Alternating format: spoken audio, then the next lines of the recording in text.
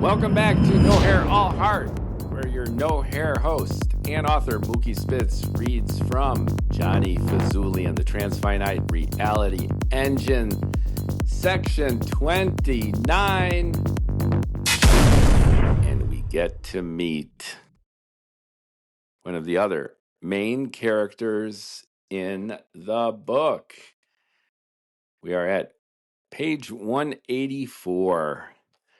So I think the narrative is ripe for us to finally be introduced to Jonnie's partner in Reality Engine crime.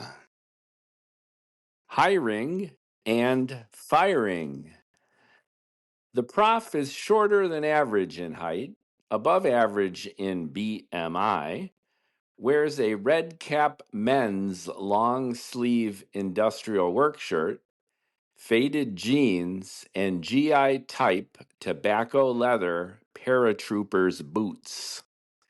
Sporting an enormous afro, Dr. Floyd squints through round RX sunglasses, frames dark and bottle-bottomed thick as its lenses, obscuring darting eyes that busily avoid direct Fazoolie contact.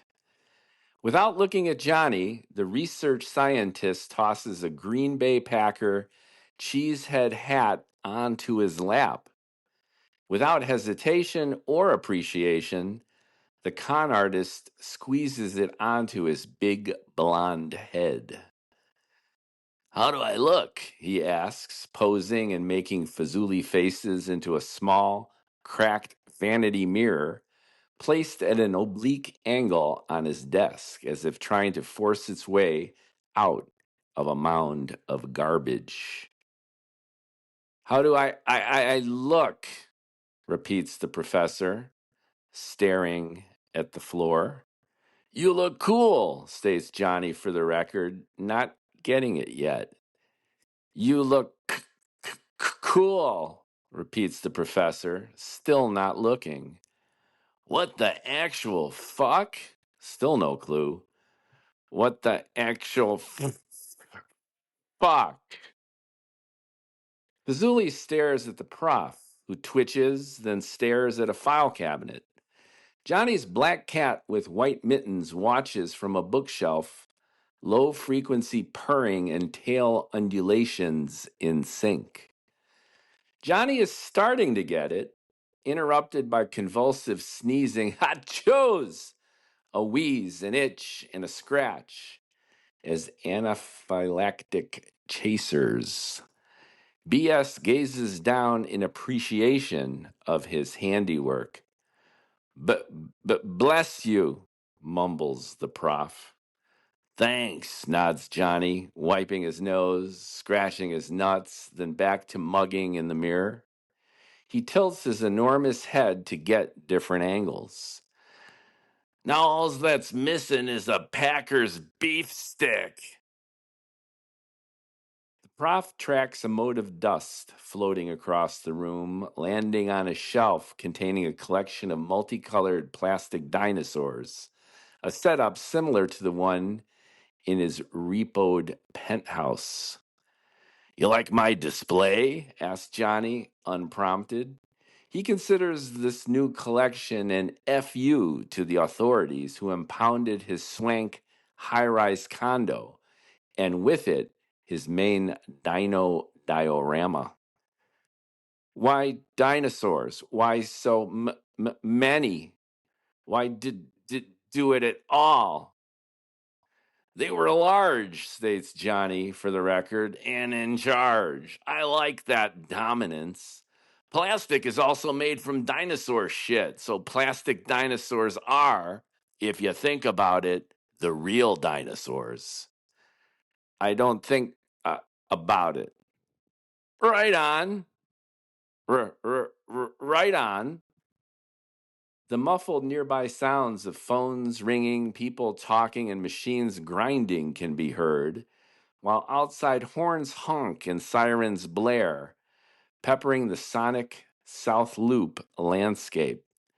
Above them, Fertile Descent LLC is stenciled onto the office door's glass pane, an apropos firm name given Johnny's gift for spinning nonsensical garbage into lucrative bankruptcies. The place is 350 square feet max, tighter considering the clutter, with mountains of loose papers, dangerously leaning bookshelves, and miscellaneous junk consuming most of the available space. His disaster of a desk is pushed flush against the back wall, a small, dirty window to his left, with a front door leading into an even more claustrophobic waiting room of sorts, the air stifling. Take a seat. Johnny gestures from his plush, padded Home Depot CEO chair, feet on his desk again, waving his unlit cigar. His candidate CV is printed out and set before him, unread. The professor sits, turns, and looks at a wall. Head and body motionless, Dr. Floyd's arms rise and hands flutter at random, only to drop again with equal lack of provocation or intent. Have you ever started a project wondering? Wonders Johnny out loud, initiating his Fazoolie patented launch sequence for starting up. What's the point of doing a deal if you don't have any fun? No, I have not, mumbles the professor. Don't worry, says Johnny. There's still time. Time for what? Time for that. Right on. For fuck's sake. Johnny smirks, takes off his Green Bay Packers cheesehead hat, and tosses it onto his desk. His gigantic bouffant of blow-dried blonde hair retains the Wisconsin football swag's triangular shape. He scrutinizes his researcher candidate's enormous afro and, always wanting one, feels jelly. White as hell, awkward as fuck, Jonnie Fazoolie has been seeking soul and groove his entire life. Like Eminem, he's surrounded himself with black people since childhood, hoping to become cool through sheer osmosis. Unlike Eminem, it never worked, leaving the white and annoying parts. Johnny's also accustomed to blending with peculiar people, the only folks who tolerate him having no choice. Yet he can tell the prof hates him right out of the gate, soon to get much worse. Zero direct eye contact is made throughout the interview, which begins awkwardly, degenerates rapidly, and ends in violent physical confrontation. Spoiler alert, Johnny gets his ass kicked. Welcome, doctor, peering at the resume, picking his nose, tossing his stress ball up and down, catching it as if he were juggling several items, which he can't. Amaranth Floyd. My colleagues call me Casey Floyd. Like Pink Floyd? Casey. Okay. Johnny takes his feet off his desk, clears his throat, and scans the professor's CV. Stanford, Caltech, MIT. He nods, makes a face. Raytheon, Lockheed, Grumman? You've got chops. Why did you contact me? Asked Dr. Floyd, rocking to and fro, staring at a mote of dust floating in the stuffy office air. I don't know why you reached out or what you want done. Johnny pretends to ignore his star candidate's obvious speech eccentricities, of course, noting the monotone mumble, echoing echolalia, and stuttering stutter as weaknesses to later exploit. I need a project leader who can oversee my epic new startup, beams Jonnie. Mad skills are required in multiple areas of expertise. My idea is conceptual and needs to get real fast.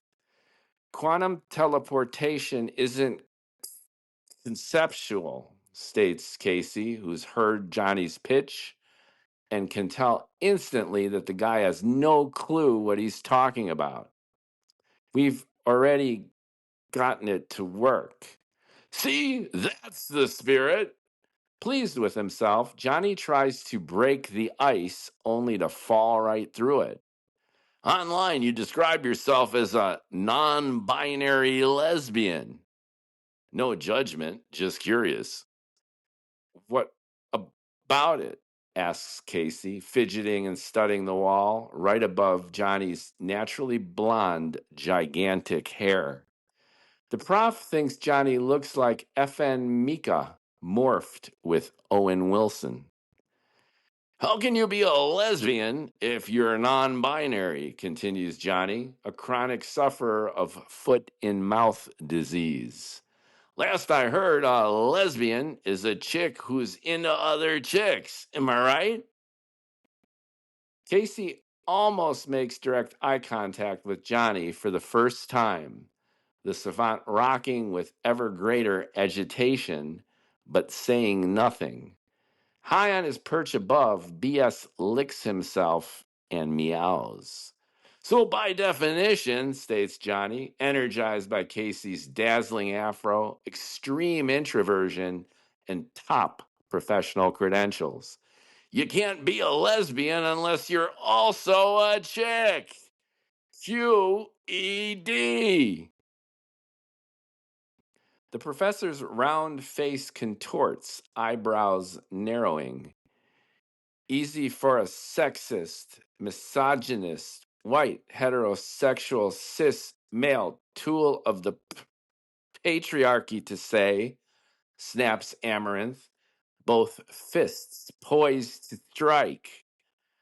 A pro at triggering people while so far keeping himself alive, Johnny is pretty good at taking folks to the edge, then disarming them just before getting the ass whooping he so totally deserves. Another Fazoolie rallying cry is don't burn the bacon. Best swine super crispy thanks to cooking for mere seconds short of charring. Analog for taking everything and everyone to the brink. But this time, the prof's invective, out of fashion these days, makes Johnny smirk, shrug, and roll his eyes with condescension, precipitating the type and intensity of response he tries to avoid. You got me all wrong, Doc, claims Johnny, making a timeout gesture. Some of my best friends are binary lesbians. Given the chance, I bet they'd give a non-binary a whirl. What do you say? What do you say?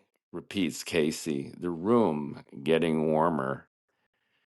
Meow, says BS, tail flapping in anticipation.